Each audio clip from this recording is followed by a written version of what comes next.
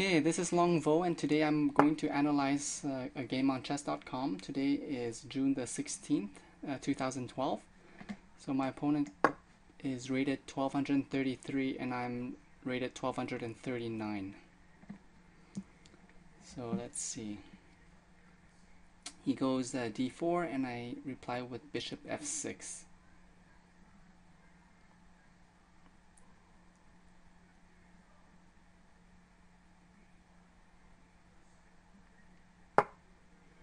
So he's going to fianchetto his bishop.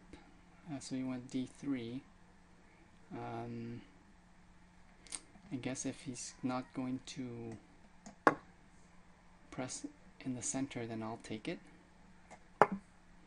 So now he fianchettos.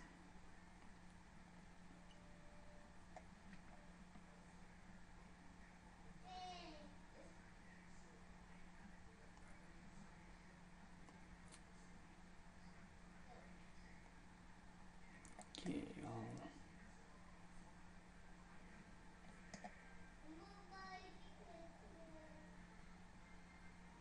I do like the French defense type of play, so I'll probably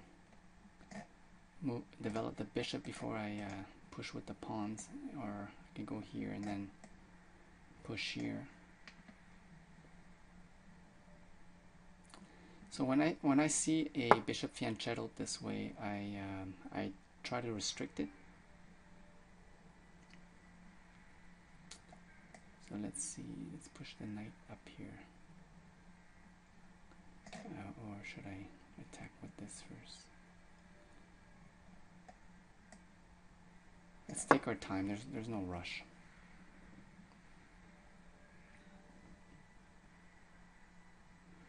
So I'm going to open up my diagonal for the bishop.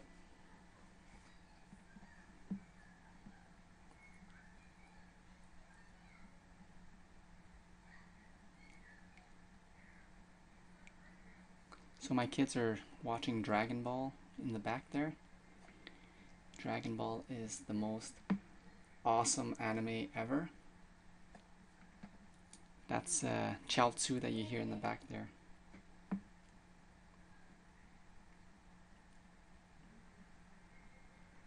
So my opponent is still thinking.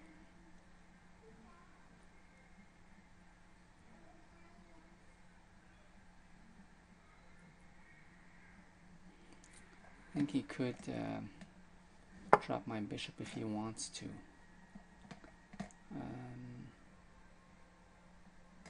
So I'm going to press more on the queen side here. So I'm hoping that he would take the pawn here so that I could develop my bishop with a tempo.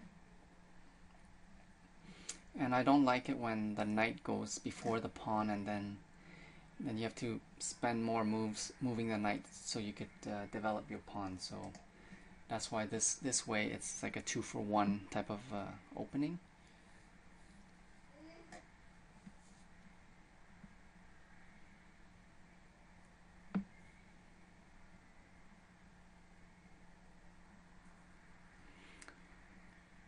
And now his bishop is also restricted, so normally, I don't know, people fianchetto on the king side for quick development, and if you're gonna fianchetto on the queen side, then yes, I don't know why he did that. I do see a potential outpost here for now.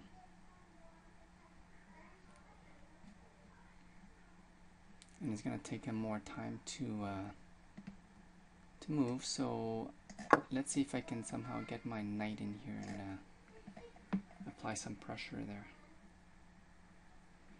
So even now the knight is applying pressure on the d-pawn, so perhaps bring the queen in play as well. And when the pressure gets too high, then they exchange, then I develop the bishop, so that's the plan.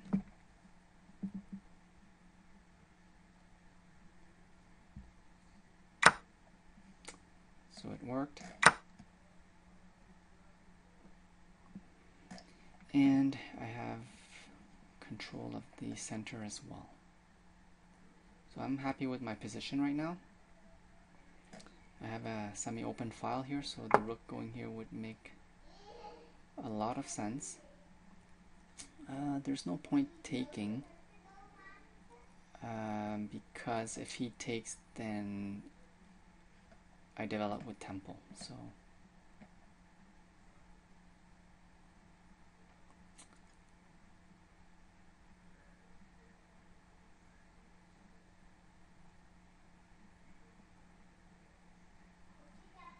So here I'm also thinking, because this pawn is pinned here, is there anything I can do?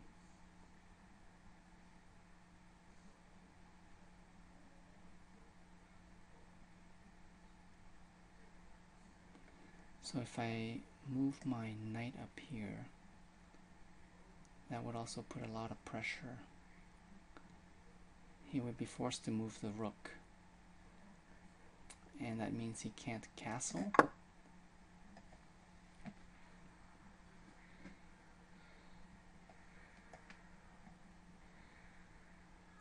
It's even I can potentially win the queen there as well if he doesn't move his rook here, or I don't know, his knight defending. I don't know.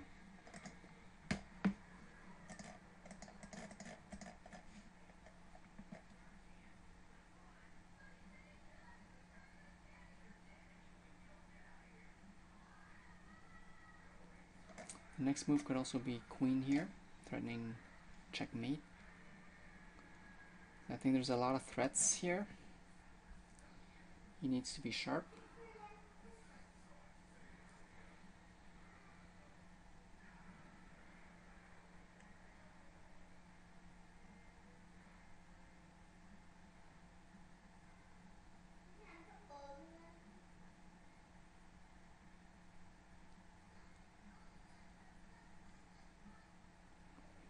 So I'm not worried about king's safety at this point, because I don't see any threats from him. His light squared bishop is inactive. Nothing can really attack the king's side at this point. I have good control over the center, so even if he tries something, I can always counter in the center. Right now I'm launching an attack here, so his king is quite smothered here. I would love to win by smothered mate.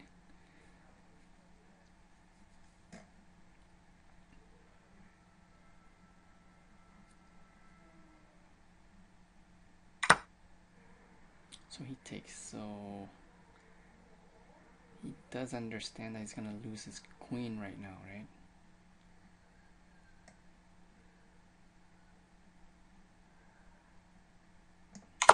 Okay, anyways.